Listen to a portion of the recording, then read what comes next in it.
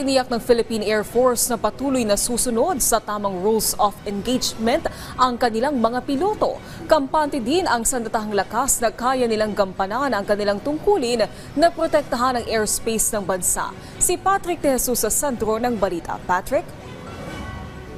Naomi, bagaman unang beses na nagpakawala ng flare ang multi-role fighter jet ng Chinese CNA Air Force sa ruta ng eroplano ng Philippine Air Force habang nagsasagawa ng Maritime Air Patrol sa Bao de Masinloc o Panatag Shoal kamakailan.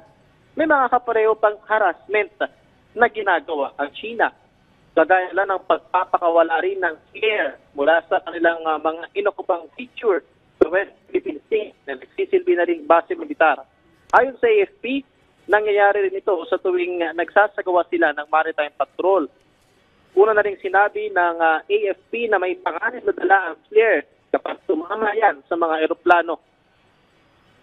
From the aircraft is the first time that we have experienced that. From the bases, it's not the first time. There have been incidents in the past that the Philippine Air Force Nomad flight, piloted by no less than the Commanding General of the Philippine Air Force, he noticed that there were flares being fired from the bases. Sa kabila naman ng insidente, patuloy na susunod sa tamang rules of engagement ang mga piloto ng PAF, kasabay ng pagtitiyak na magpapatuloy ang Maritime Patrol sa West Philippine Sea.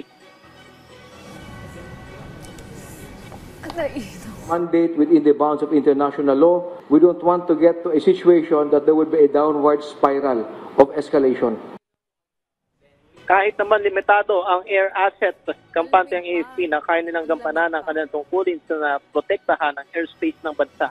Malaking tulong dito kung mapapabilis nga yung pagbili ng multi-role fighter jets na inaprobahan na noon ng Pangulo at magiging karagdagan ito sa FA-50 na mayroon ngayon ng PAF. Procurement process and modernization program of the Air Force is on the level of the higher headquarters already.